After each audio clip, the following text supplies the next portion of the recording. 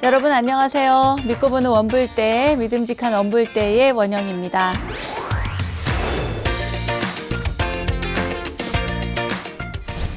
어느 때 부처님께서 마가다국에 머무르면서 많은 비구들과 함께 강변으로 나가셨습니다. 때마침 강 한가운데 큰 통나무가 이렇게 둥실둥실 떠내려가는 것을 보고는 부처님께서 이렇게 말씀하셨죠. 저기 강물에 떠내려가는 통나무를 보아라. 만일 저 나무가 이쪽 기슭이나 저쪽 기슭에도 닿지 않고 중간에 가라앉지도 않고 섬에 얹혀지지도 않으며 사람에게 건져지거나 사람 아닌 것에 잡히지도 않으며 물을 따라 돌아오거나 물 가운데서 썩지 않는다면 저 나무는 결국 바다로 들어가 머물게 될 것이다. 왜냐하면 모든 강물은 바다로 들어가기 때문이다. 비구들아, 너희들도 그와 같아서 만일 도의 강물 위에서 이쪽 기슭이나 저쪽 기슭에 닿지 않고 중간에서 가라앉거나 사람이나 사람 아닌 것에 잡히지 않고 물을 따라 돌아오거나 썩지 않는다면 열반의 바다에 들어가 머물게 될 것이다. 왜냐하면 바른 견해, 바른 생각, 바른 말, 바른 행위, 바른 생활, 바른 노력, 바른 기억, 바른 선정은 반드시 열반으로 이끌기 때문이다. 네, 오늘은 증일암경 38권 마혈 천자품에 담긴 부처님 가르침으로 출발해 봤는데요. 여러분은 어떻게 들으셨나요? 모든 강물은 바다로 흘러가기에 장애만 없다면 그 큰 통나무는 반드시 바다로 내려갈 수 있을 겁니다. 고통을 건너 열반의 바다로 향해 가고 있는 우리 중생들 역시 마찬가지겠죠. 교만한 마음이라는 섬에 얹히지 않고 용락에 빠져 그 자리에 머물러 있지 않고 계행과 청정한 수행을 한다면 우리는 분명 열반의 바다에 다다를 수 있을 것입니다. 자, 그 참된 깨달음을 향해 가는 여정, 오늘도 원불대와 함께 하시기 바랍니다. 그럼 오늘 공부도 기분 좋게 시작해 볼까요? 여러분 어서 모이세요.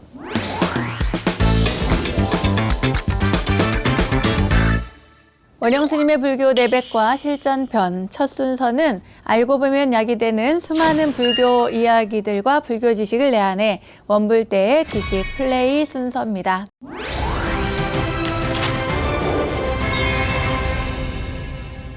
학창시절 도덕 교과서였던 것 같아요.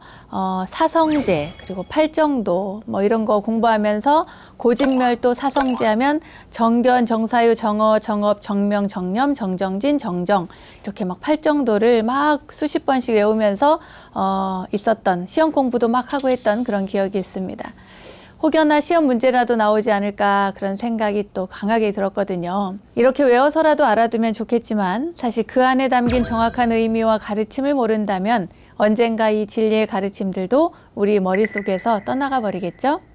자, 우리가 이렇게 달달 외운 그것, 이제는 제대로 그 뜻과 의미를 공부해 봐야 할 때입니다.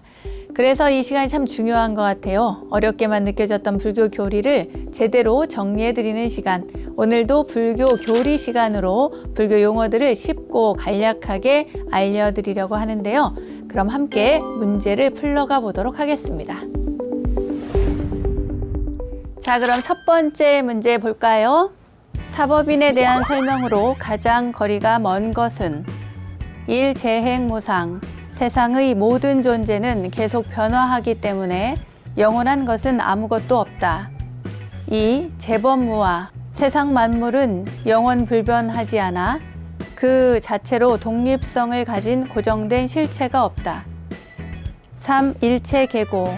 세상을 살아가면서 느끼는 희로애락은 일시적인 것이 아니라 영원한 것이다. 4. 열반적정.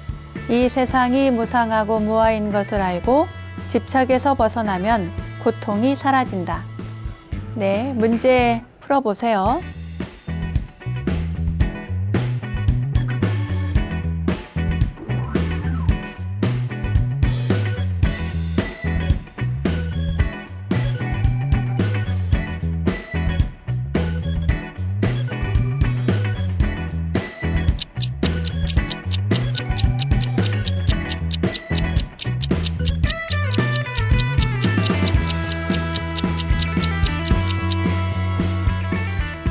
정답은 3번 일체계고 세상을 살아가면서 느끼는 희로애락은 일시적인 것이 아니라 영원한 것이다. 이것이 잘못됐죠? 거리가 먼 것이라고 하니까요. 자, 그럼 이 문제에서 중요한 것은 사법인입니다. 사법인. 우리가 보통 이야기할 때 삼법인을 이야기하잖아요. 삼법인이 뭡니까? 고, 무상, 무아를 이야기하죠. 여기에서는 구체적으로 재행 무상과 재범 무아와 일체계고 이 세 가지가 바로 삼법인입니다. 이 삼법인에다가 열반 적정을 더했을 때 이것을 우리는 사법인이라고 하는데요. 이 사법인에 대한 설명인 겁니다. 설명이 잘 됐는지 잘못됐는지 여러분 다시 한번 확인해 보겠습니다. 세상의 모든 존재는 계속 변화하기 때문에 영원한 것은 아무것도 없다. 그런가요? 재행무상을 설명하는 건데 영원한 것은 아무것도 없다. 맞겠죠? 왜냐하면 이 세상의 모든 존재는 계속해서 변화하기 때문에. 나를 이루는 여러 가지 요소들도 끊임없이 변화하고 있습니다. 그래서 우리는 어려서는 큰다고 얘기하고 성장한다고 얘기하고 좀 더 나이가 들면 그러면 나이를 먹는다 이렇게 이야기를 하고 나이가 어느 정도 지긋하게 먹고 또 그 시간이 멀지 않았을 때 이 생을 마감할 시간이 멀지 않을 때는 점점 더 늙어가고 있다 이렇게 표현을 하잖아요. 그 모든 단어들은 다 우리가 눈으로 보고 겉으로 이 시간의 흐름을 육신의 변화를 통해서 알아차릴 때 하는 그런 표현의 방법들입니다. 성장한다, 나이를 먹는다, 늙어간다, 죽음이 코앞이다, 이런 식이죠. 이 모든 것들은 다 육신의 변화, 무상함을 이야기합니다. 그런데 이 육신뿐만 아니라 우리가 눈에 보이는 모든 사물들도 마찬가지로 시간적인 변화를 알 수 있는 것들이 참 많이 있죠. 이 모니터도 그렇고요. 제가 이렇게 들고 있는 이 지시봉도 그렇고요. 모든 것들이 이제 지금 당장 봤을 때는 잘 모릅니다. 아주 미세하게 낡아가고 있고 변화하고 있기 때문에 잘 모르지만 이것을 오랜 시간 동안에 걸쳐서 한 몇 년에 한 번 이걸 봤다 이러면 어딘가 조금 낡았구나, 어딘가 모르게 더디게 변화하고 있구나, 많이 달라졌구나 하는 걸 느낄 수가 있을 것입니다. 그 모든 것들은 다 무상한 것을 표현한 것이죠.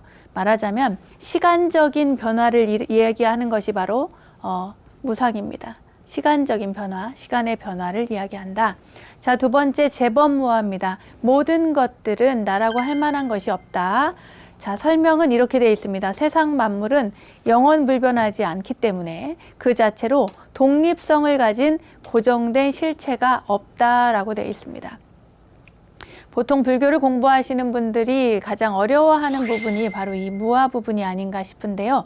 무상은 시간적인 변화이기 때문에 굉장히 상대적으로 이해가 쉬운데 무아 같은 경우는 독립성을 가진 고정된 실체가 없다라고 이야기를 하니까요.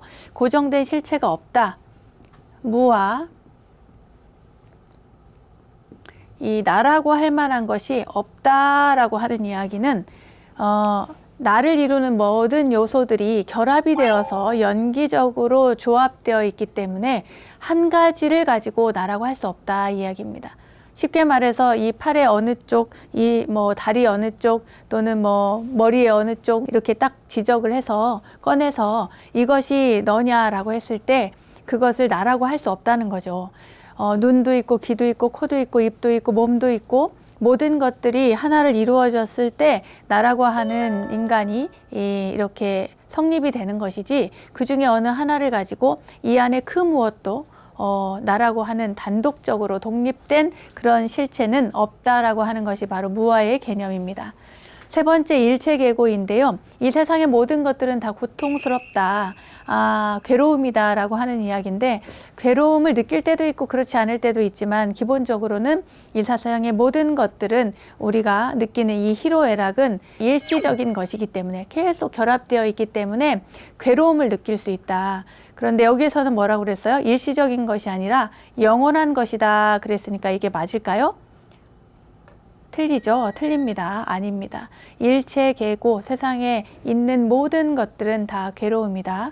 우리가 무상을 느낄 때 괴로움을 느낍니다. 어디 장례식장에 가서 참 무상하다, 빨리 가서 안 됐네, 뭐 나이가 많고 적고를 떠나서 먼저 세상을 떠난 사람들을 보면 참 무상하다라고 느끼면서 거기에서 또 괴로움을 느끼기도 합니다.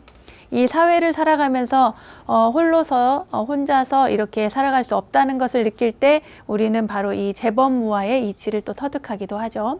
그런데 이 사법인에서는 한 가지 더 추가됩니다. 바로 삼법인에 더해서 열반적정을 이야기하는데, 이 고무상무화를 다 알고, 안다는 것은 뭔가요? 알면 거기에서 벗어날 수가 있습니다. 제대로 알고 이해하면 말이죠. 열반적정은 이 세상이 무아하고 무아인 것을 알면 집착에서 벗어나서 고통이 사라지게 되어 있습니다. 그 고통이 사라지는, 그 번뇌가 사라지는 그 경지를 우리는 열반이라고 합니다. 니르바나라고도 하고 닛바나라고도 하는데요. 이 열반의 세계, 그러니까 촛불을 입으로 훅 하고 불었을 때 갑자기 이제 이 불이 사라지듯이 번뇌가 일시에 딱 소멸하는 것, 그것을 우리가 니르바나, 닛바나, 열반이라고 이야기합니다. 사법인에 대한 설명에서 잘못되는 것은 3번 일체 계고가 영원한 것, 우리가 살아가면서 느끼는 이 희로애락의 감정이 영원한 것이라고 이야기했기 때문에 이것은 잘못된 것입니다. 자, 다음 문제 보겠습니다. 육바라밀에 대한 설명으로 잘못된 것은 1. 초기 불교에서 강조한 대표적인 수행법이다. 2. 바라밀이란 피안에 건너가는 길이라는 의미이다. 3. 보시, 지계, 인욕, 정진, 선정, 지혜 바라밀을 말한다. 4. 지혜 바라밀을 통해 앞의 5 바라밀이 원만해진다.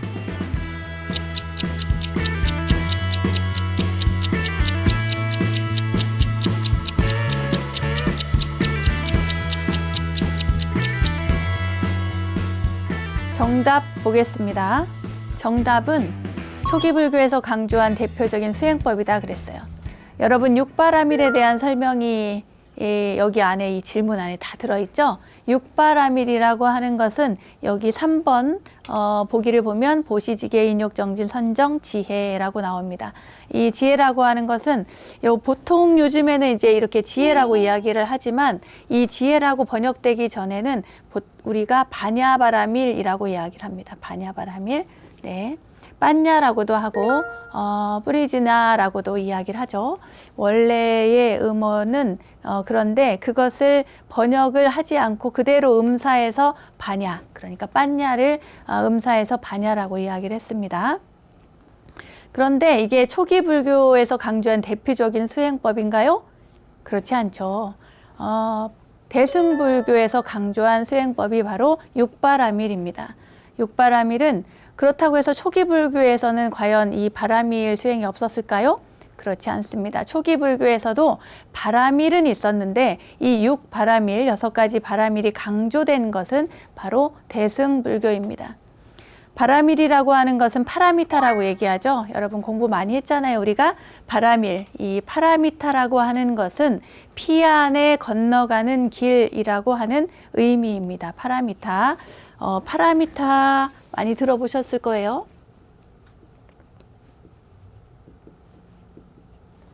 네, 이 파라미타, 우리가 살아가는 이 고해에서 건너서 저 열반의 세계로 간다라고 하는데, 이 파라하고 미타가 이렇게 뚝 떼서요. 그래서 건너간다는 의미, 또 저 언덕이라고 하는 의미가 있습니다. 네, 저 언덕으로 피 안에 보통 저 언덕이라고 우리가 보통 얘기하는데 이 저 피자를 씁니다. 이쪽은 차 안이고 저쪽은 피 안이고, 이쪽 언덕 저쪽 언덕 이렇게 되는데요. 저쪽 언덕은 바로 우리가 이제 그때 당시에 인도 사람들은 우리가 사는 세상이 너무 고통스러우니까 저 강 건너 언덕 너머에는 좋은 세상, 아름답고 맑고 깨끗한 정토 세계가 있을 거야, 열반의 세계가 있을 거야, 이렇게 생각을 한 것입니다. 그래서 항상 이야기할 때 이쪽 언덕과 반대되는 저쪽 언덕을 이야기하면서 피안이라고 하고 열반의 세계, 깨달음의 세계 또는 정토 세계, 이런 식으로 표현을 했습니다. 이것도 맞는 거고요. 그 다음에 세 번째 보시지계 인욕정진 선정 지혜 반야바라밀 여기도 맞죠. 그 다음에 지혜바라밀 여섯 번째인 지혜바라밀은 반야바라밀이라고도 하는데 이 지혜바라밀을 통해서 앞의 다섯 바라밀이 원만해진다. 이것은 맞죠. 보시, 지계, 인욕, 정진, 선정 그 선정을 통해서 반야 지혜가 일어나고 통찰의 지혜가 생기고요. 그 통찰의 지혜는 결국 다시 보시부터 보시, 지계, 인욕, 정진, 선정까지를 원만하게 이룰 수 있도록 해준다는 사실을 기억하시면 되겠습니다. 육바라밀 대승불교에서 강조한 대표적인 수행법이다. 이렇게 이야기할 수 있겠습니다. 다음 문제 볼게요. 보살의 육바라밀 중 나머지 다섯 바라밀의 성립 기반이 되는 바라밀로서 모든 사물의 깊은 도리를 꿰뚫어 볼 수 있게 하는 것은 무엇인가? 1. 반야바라밀 2. 선정바라밀 3. 지계바라밀 4. 보시바라밀 네, 앞의 문제와 연관이 되어서 훨씬 더 수월하게 풀 수 있을 것 같습니다.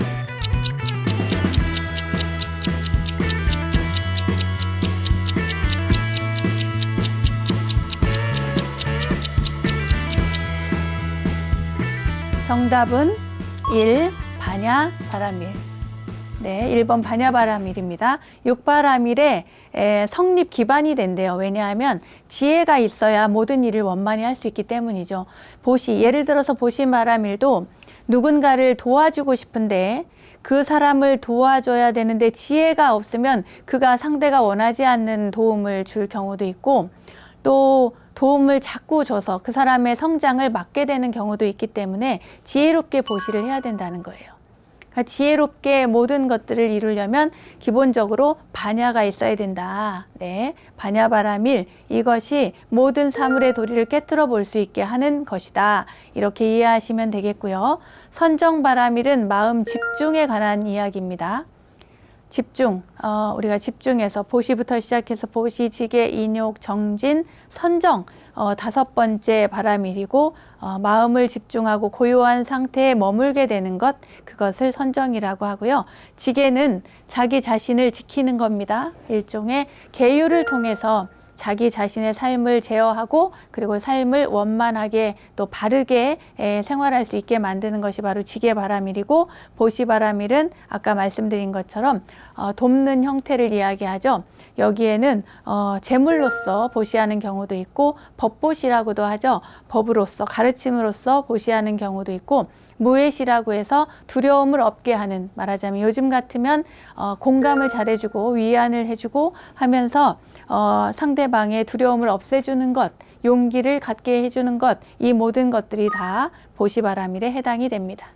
자, 육바라밀에 관한 질문을 이렇게 두 가지 풀어봤는데요. 여기에서 봤을 때 육바라밀 가운데 앞에 다섯 바라밀의 성립 기반이 되는 걸로 반야바라밀에 대한 이야기를 했습니다. 자, 반야바라밀에 대해서 조금 더 추가 설명을 하자면 우리가 빤야라고 해서 이게 이제 빨리어로 보면은 빤야라고 하고 그것을 음사했을 때 반야인데요. 반야를 쓸 때 여러분 이렇게 쓰죠.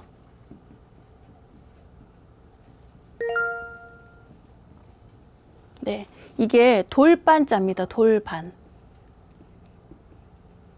이게 같을 야자. 약이라고도 할 수 있고 한데 여기서는 이제 야로 읽힙니다. 반야. 그런데 이게 참 재밌다는 생각이 들었어요. 왜냐하면은 빠냐라고 하는 게 이 세상의 이치, 사실을 있는 그대로 봤을 때 그러니까 고진멸도로 이루어지는 이 모든 것들을 세상의 이치를 파악했을 때 통찰력으로서 생기는 것이 바로 반야지혜인데 이 빠냐를 요즘에는 그냥 지혜바라밀이라고 이야기하지만 옛날에는 제가 어릴 때 공부할 때는 지혜바라밀이라는 단어를 잘 안 썼습니다. 반야바라밀이라고 저는 배웠거든요. 근데 제가 공부를 하다 보니까 그런 이유가 있는 것 같아요. 그리고 이 반야라고 하는 것이 가만히 잘 보세요. 돌반자의 같을 야자입니다. 그러니까 원반처럼 계속 돌아간다는 거죠. 둥글게 원형을 이루어서 계속 돌고 돈다는 거예요. 그것이 바로 이 세상의 이치다. 모든 것들이 원인이 있고 결과가 있는데 그 결과가 다시 원인이 되어서 또 다른 결과를 만들어내고, 그리고 생사도 마찬가지잖아요. 생이 있고 사가 있는데 사가 있어서 완전히 소멸하고 사라져 버리는 것이 아니라 거기에서 다시 다른 변화를 일으켜서 또다시 시작한다. 그러니까 계속해서 돌고 도는 것이죠.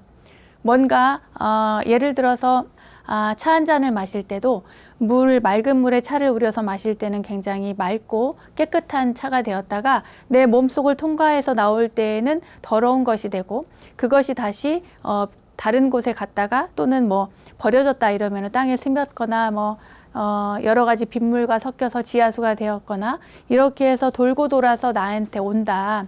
이것이 바로 저는 생각할 때 돌고 돌아서 이어져 가는 이 세상의 이치를 통찰력으로 통찰의 힘으로 바라볼 수 있는 것, 그것이 바로 반야지혜가 아닌가 이런 생각이 듭니다. 자, 여기에서 볼 때 반야, 선정, 지계, 보시 말고 육바라밀을 이야기하니까 뭐가 또 빠졌을까요? 뭐가 있습니까? 세 번째 인욕바라밀이죠. 인욕. 그리고 네 번째 정진바라밀. 인욕과 정진이 여기에서 빠졌습니다. 인욕바라밀은 참는 것이죠. 여러분 잘 아는 인내하고 참아내는 것입니다. 이 세계, 우리가 살아가는 이 세상을 사바세계라고 하잖아요. 사바라고 하는 것, 사바세계라고 하는 것은 참고 인내하는 세상을 이야기합니다. 우리가 가고 싶어하는 저 정토 세상은 맑고 깨끗한 세상이잖아요. 그런데 살아가고 있는 이 사바세계는 감인토, 참고 인내하면서 살아가는 세상입니다. 무엇을 참느냐? 우리가 참을 수 있는 것도 참고 참을 수 없는 것도 참아야 되는 것입니다. 우리가 자연적으로 늙어가는 것도 우리가 인내하고 참아야 되고, 또 참을 수 없는 화가 나는 모든 일들도 참아야 되고, 이것이 바로 인욕바라밀이라는 것이고요. 그리고 이 모든 것들을 실행할 때에, 수행을 할 때에 절대로 없어서는 안 되는 것이 바로 정진입니다. 여러분들 아까 이야기를 하면서 또 이제 우리가 어떻게 살아갈 것인가에 대한 이야기를 끊임없이 하잖아요. 이 원불대를 다시 클릭하고 공부하고 보는 것도 바로 수행의 일환일 수 있다. 왜냐하면 불교 교리를 공부하는 것이기 때문이죠.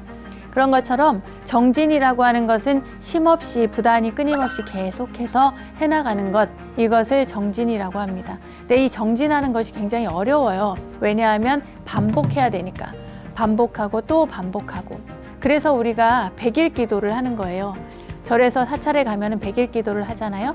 100일 동안 뭔가 꾸준히 계속해서 정진해 나가면 그때 하나의 습관을 바꿀 수가 있습니다. 우리 이 중생의 나쁜 습관을 바꾸고 싶다면 반드시 정진하고 반복하고 또 그 습기를 내려놓고 버리도록 노력을 해야 된다. 이것이 바로 정진바라밀입니다. 자, 육바라밀을 다시 한번 짚어볼까요? 육바라밀, 네, 뭡니까? 첫째, 보시바라밀, 그 다음에 지계바라밀, 그 다음에 인욕바라밀, 정진바라밀, 선정바라밀, 그리고 모든 사물의 깊은 도리를 꿰뚫어보는 반야바라밀. 이렇게 해서 6가지 육바라밀입니다. 육바라밀에 대한 공부는 이제 정리가 되셨죠? 자, 그럼 다음 문제 보도록 하겠습니다. 성도의 과정에서 얻게 되는 갖가지 능력 가운데에서 번뇌를 말끔히 없애는 것을 일컫는 말은 1. 축지통, 2. 천안통, 3. 누진통, 4. 타심통.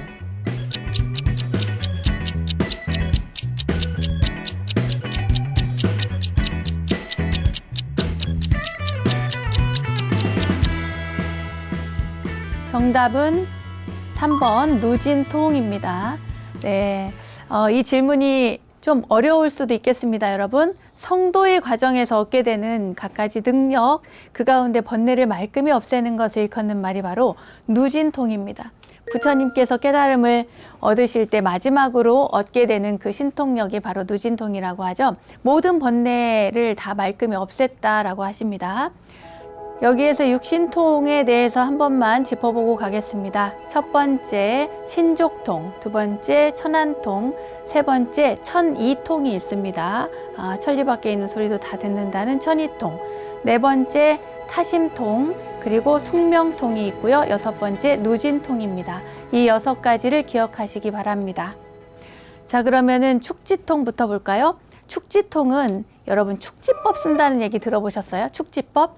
지금 여기 불교 방송이 있는 곳이 마포인데 이 마포에서 갑자기 생각에 부산 해운대 그러면 부산 해운대로 뿅 하고 갈 수 있는 그런 축지법을 써서 아주 빠른 글쎄 너무 과했나요? 부산은 부산은 좀 멀겠다. 그러면 조금 가깝게 예를 들면 수원 정도까지 간다 이러면은 아주 발이 보이지 않게 빠르게 이렇게 약간 떠서 막 걷는데요. 그런 축지법이라고 해서 신족통이라고도 하죠. 빠른 걸음으로 내가 이동하고 싶은 곳으로 이동을 하는 겁니다. 자, 2번째 천안통 보겠습니다. 천안통. 천안통은 우리가 보통 천리 밖에 있는 것을 보는 것이라고 이야기를 하는데 단순히 천리 밖에 있는 것을 보는 것이 아니고 이것은 다른 사람의 전생과 내생을 보는 것입니다. 왜냐하면 성도의 과정 중에 일어난 부처님께서 얻으신 그런 능력 가운데 하나이기 때문이죠. 이 천안통은 다른 사람을 봤을 때 예를 들어서 제가 여기 있으면서 카메라 감독님을 딱 봤어요. 제가 부처님이에요.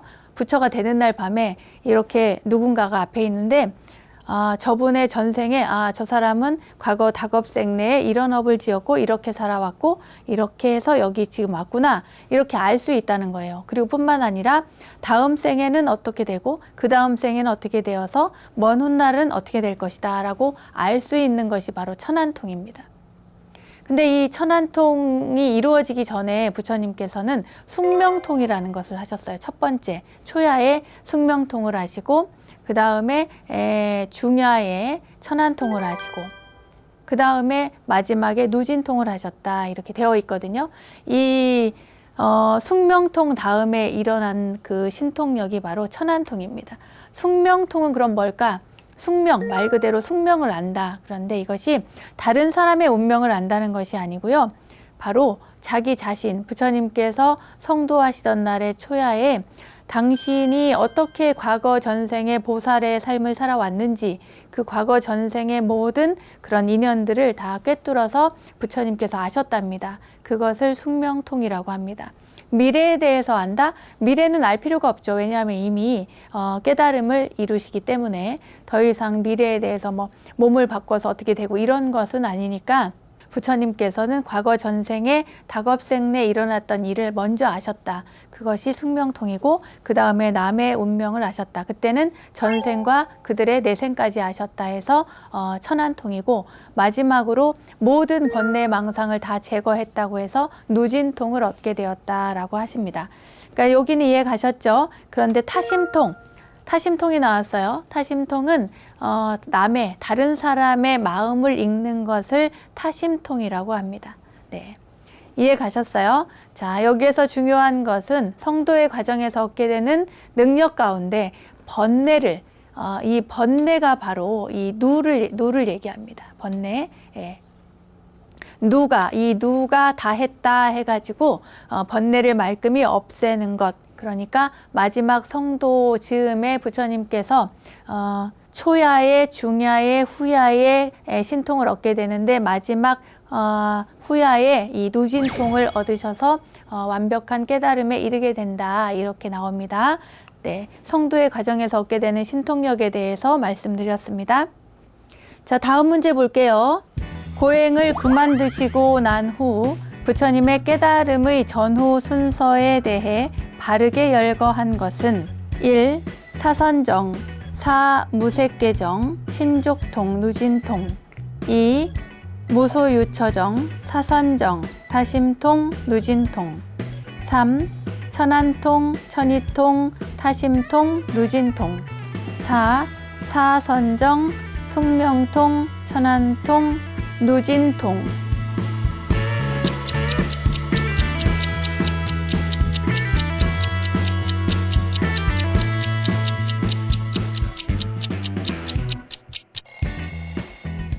자, 이 문제는 좀 어렵죠? 정답은 4번입니다. 4번. 네, 사선정, 숙명통, 천안통, 누진통. 부처님께서 깨달음을 얻으실 때 그 전후 순서에 대해서 바르게 열거한 거라고 그랬어요. 다른 거는 뭐 조금 복잡하긴 하지만 네, 정답은 4번입니다. 제가 아까 말씀드렸죠. 초야에 당신의 전생을 알았던 숙명통, 그 다음에 중야에 남의 다른 사람의 모든 전생과 내생을 보게 되었다는 천안통, 그리고 마지막으로 후야에 모든 번뇌 습기가 다 제거되었다는 누진통, 이렇게 부처님께서 깨달음을 얻는 과정이 이루어지고요. 그리고 그 앞에 사선정 먼저 정해듭니다. 이 정해드는 게 순서가 있어요. 그래서 처음에 이루어지는 게 바로 초선정. 초선에 들었다 그러죠. 초선정. 그 다음에 두 번째 이선정, 삼선정, 삼선에 들었다고 하죠. 삼선정. 그리고 사선정. 이렇게 이 단계를 거치는데요. 처음에 모든 어떤 애욕이라든가 이런 것에서 다 벗어난 상태의 선정, 마음 집중이죠. 그 다음에 알아차림이라든가 이런 것들이 좀 더 명확해지고 알미 분명해지는 단계 이선정. 그리고 한 곳에 집중해서 더 분명해지고 명확해지고 심지어 고요해지고 평온해지는 집중의 단계. 그리고 마지막으로 사선정에 이르게 됩니다. 이게 초선정, 이선정, 삼선정, 사선정이 우리가 이렇게 말로 표현할 때는 다 조금 뭔가 굉장히 비슷하게 느껴지는데요. 비슷하지 않고 그 선정의 깊이와 단계가 굉장히 많은 차이가 일어나면서 분명히 있습니다. 예를 들면 여러분 어린아이, 이제 우리가 어른일 경우에 20대의 사람들을 봤을 때 어제 보고 뭐 1년 후에 보고 별 차이가 없거든요. 그런데 아이를 한번 보세요. 어린아이를 보면은 이제 금방 쑥쑥 크는 게 느껴지잖아요. 일주일만 해도 쑥 크고 뭐 한 달 사이에도 쑥쑥 크고 이렇게 하듯이 그러한 차이가 있는데 이 부처님의 선정의 단계는 부처님께서 어느 정도 이미 경지를 많이 이루셨기 때문에 눈에 우리가 바라봤을 때는 다 높은 단계인데 높은 경지인데 이렇게 느낄 수 있지만 실제로 부처님의 그 깊이 초선을 이루고 이선정에 이르고 삼선정에 이르고 사선정에 이르는 이 평온함과 고요함과 그리고 알매에 대한 어떤 알아차림의 알매 깊이, 그것은 굉장히 달라진다. 여러분들 그렇게 이해를 하시면 되겠습니다. 그래서 고행을 그만두시고 난 후 부처님의 깨달음의 전후 순서는 사선정, 숙명통, 천안통, 누진통이다.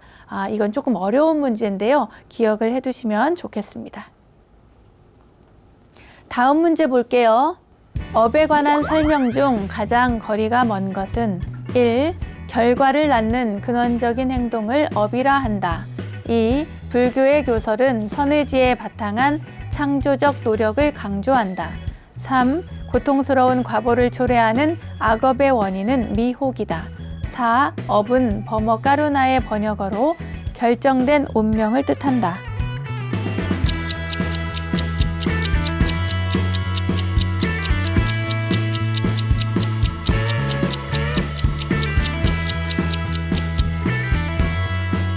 정답은 4번입니다.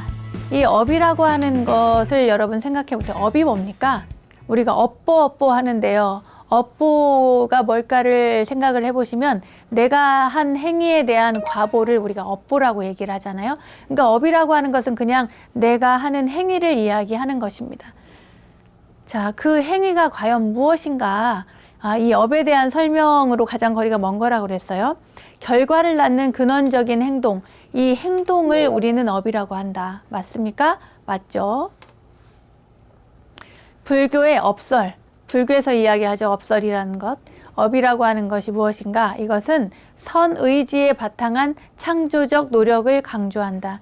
우리가 이제 업보 얘기를 해서 뭔가 내가 받아들이는, 내가 그 받는 과보가 분명해서 왠지 그 운명이 있을 것 같고 숙명이 있을 것 같고 막 그런 생각이 들잖아요. 그러나 불교에서는 그것을 강조하는 것이 아니라 자발적인 어떤 선의지에 바탕한 창조적인 노력을 이야기합니다. 왜냐하면 내가 한 행위를 내가 그 결과를 받는다는 것은 당연하겠죠. 제가 여기에 방송을 하러 왔기 때문에 여러분들께 이렇게 방송을 통해서 이야기를 하는 것이고, 여러분들은 불교 공부를 하겠다는 의지를 가지고 있기 때문에 불교 공부를 하는 것 아니겠어요? 그러니까 업이 다시 나에게 결과로서 와도 그 결과에서 또 다른 선택을 무엇을 하느냐에 따라서 내 인생의 길이 정해진다. 그렇기 때문에 선의지가 굉장히 중요하고, 내가 어떻게 선택하고 어떻게 해나갈 것인가, 이것을 강조하는 것이 바로 불교의 업설입니다. 세 번째, 고통스러운 과보를 초래하는 악업의 원인은 미혹이다. 미혹이에요. 모든 악업은 내가 잘 모르고 나의 번뇌망상, 모든 것들, 알 수 없는 여러 가지 미혹들에게서 이 잘못된 그 악업의 원인이 됩니다. 제공이 되기 때문에 이것을 여러분들 주의하셔야 되고요. 자, 4번, 여기는 뭐가 틀렸나 보세요. 업은 범어 까르나의 번역을 하고 되어 있습니다. 까르나가 아니고 업은 뭐죠? 까르마죠, 까르마. 네, 업은 까르마입니다. 까르마. 그래서 요즘에는 업이라고 표현하지 않고 너의 까르마가 어때? 이렇게 농담처럼 이야기하는 경우 있는데요. 이 까르나가 아니라 까르마입니다. 마. 네. 결정된 운명을 이야기하는 것이 아니죠. 조금 아까 뭐라고 그랬어요? 창조적인 노력, 그리고 무엇보다 내가 선의지를 가지고 어떤 선택을 하느냐에 따라서 인생이 달라진다. 자발적 의도, 그리고 내가 받는 것은 당연히 받겠죠. 그러나 그 상태에서 내가 어떤 결정을 해나가는가, 이것이 굉장히 중요하다. 이 업에 대한 설명 중 가장 거리가 먼 것은 까르나, 이건 좀 잘못됐다. 여러분 기억을 하시면 되겠습니다. 자, 그럼 다음 문제 볼게요. 다음은 12연기설의 각지에 대한 설명이다. 가장 거리가 먼 것은 1. 명색, 요별이라고 설명하며 인식작용을 말한다. 2. 노사, 현실이 괴로운 생존임을 단적으로 보여준다. 3. 취, 집착이란 뜻으로 생존에 집착하는 것을 말한다. 4. 수, 대상을 받아들이는 것으로 고수, 낙수, 사수가 있다.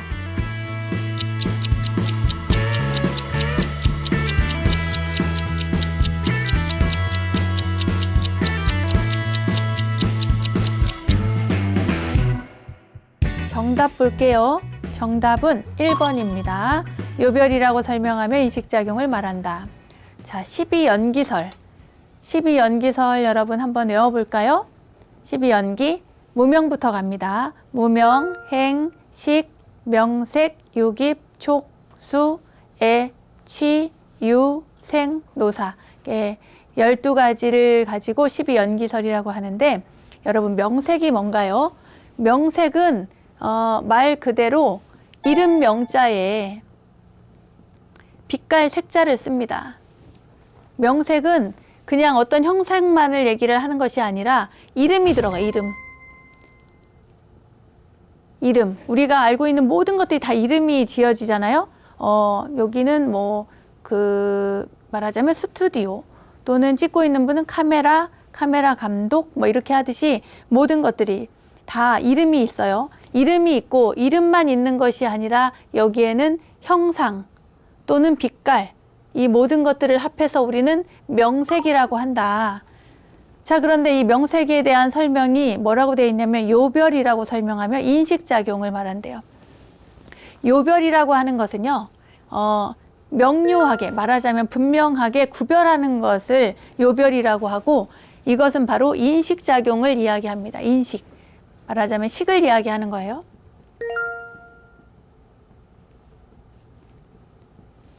우리가 모든 것들을 바라봤을 때 이것은 무엇이다, 어떻게 받아들이고 분별하고 판단하고 차별하고 하는 모든 것들, 이것이 무엇인지에 대해서 저장되는 그런 모든 것들을 인식작용을 우리가 식이라고 합니다. 자, 그 밑에 볼까요? 노사는 현실이 괴로운 생존임을 단적으로 보여준다. 그리고 취는 집착이란 뜻으로 생존에 집착하는 것을 말한다. 수는 대상을 받아들이는 것으로 고수, 낙수, 사수가 있다. 이게 어려운 단어가 나왔어요. 고수는 이게 느낌인데 괴로운 느낌을 이야기하고, 낙수는 즐거운 락입니다. 즐거운 락, 락수. 그러니까 괴로운 느낌, 즐거운 느낌. 그리고 사자는 버릴 사자를 이야기합니다. 그러니까 뭘 버리냐면 괴로움도 즐거움도 버린다는 거예요. 네, 버린다 했을 때 그러니까 불고불락수예요. 괴롭지도 않고 즐겁지도 않은 그것을 이야기하죠. 자, 12연기에 대한 이야기인데요. 우리가 12연기를 한번 정리를 해보고 넘어갈까요? 이게 이제 12연기설인데요. 이게 어떻게 되느냐. 부처님께서 맨 처음에 당신께서 자신을 살펴보니까 나는 생과 노사 사이에 있다. 이렇게 느끼기 시작을 한 거거든요. 그런 다음에 이 생, 노사 사이에서 부처님께서 거슬러 올라갑니다. 연기를 거슬러서 올라가면서 쭉 관하시고 그렇게 해서 관한 다음에 다시 한번 내려옵니다. 어떻게? 무명에서부터 다시 내려오는 거죠. 그래서 이 12연기가 통찰되고 거기에서 연기설이 나왔다 이렇게 보고 있습니다.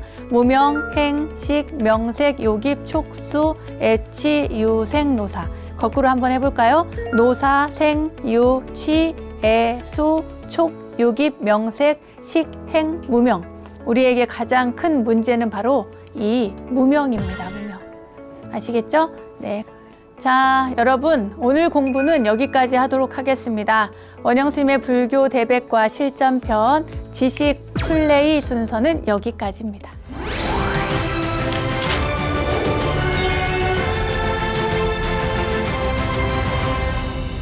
우리들 인생길에 마주한 이야기 하나로 삶을 향기롭게 만들어가는 시간, 마음 훈련의 시간, 불문입니다. 요즘 우리 시대에는 극단에 치우친 생각으로 세상을 보는 사람들도 많은 것 같아요.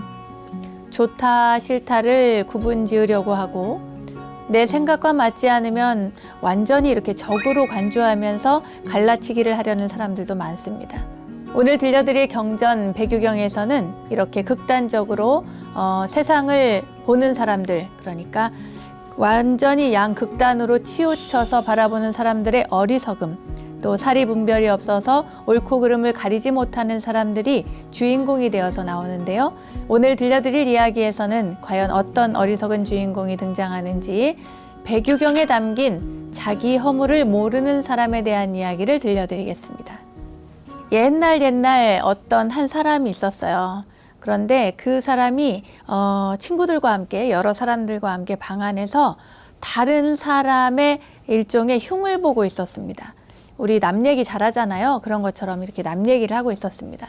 그러면서 하는 말이 그 사람은 두 가지 허물이 있다. 첫째는 화를 잘 내는 것이고 둘째는 일을 경솔히 하는 것이다. 이렇게 이야기를 했어요. 그런데 하필이면 그때 문 밖에서 그 주인공이 이 이야기를 그 주인공이 듣고 있었습니다. 그 얘기를 듣고는 막 화가 나서요. 방에 막 들어가서 그 이야기를 하던 사람의 멱살을 붙잡고는 주먹으로 막 때리면서 막 욕을 했대요. 그때 함께 있던 사람이 물었습니다. 아니 도대체 왜 때리는 거예요? 이렇게요. 그러자 그가 대답을 했죠. 내가 언제 그렇게 성냈냐고. 내가 언제 그렇게 성을 잘 내고 경솔했기에 이 사람이 내 흉을 이렇게 보냐고. 그래서 내가 때리는 거라고요. 그때 함께 있던 사람이 말하기를 네가 화내기를 좋아하고 경솔하게 행동하는 것을 지금 바로 이렇게 보여주었다. 그런데 왜 사실이 아니라고 하느냐. 이렇게 이야기를 했다는 거예요. 여러분, 우리가 세상을 살아가다 보면은 어느 한쪽으로 이렇게 치우치기도 하는데요. 또 자기 잘못을 인정하지 않고 이렇게 화를 내기도 하고요. 또 자기 자신은 돌아보지 않고 남 이야기를 참 많이 하는 경우도 있습니다.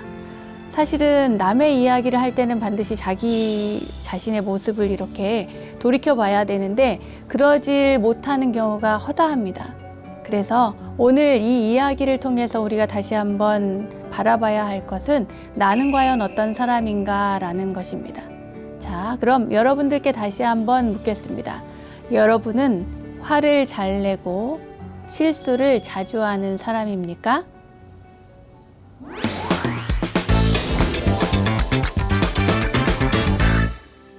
부처님의 가르침을 실생활에 적용할 수 있도록 친절하게 설명해 드리고 있는 원영스님의 불교 대백과 오늘은 불교 용어를 중심으로 불교의 기초 교리에 관한 문제들을 풀어봤고요. 배교경에 담긴 자기 허물을 모르는 사람에 대한 이야기도 전해드렸습니다. 자, 알무의 지혜가 가득한 시간 원불대, 오늘은 여기까지입니다. 원불대와 함께 불교 공부는 물론 삶의 지혜를 찾는 시간 만들어 가시기 바라고요. 공부하는 원불대, 수행하는 원불대, 다음 시간에 또 만나요. 감사합니다.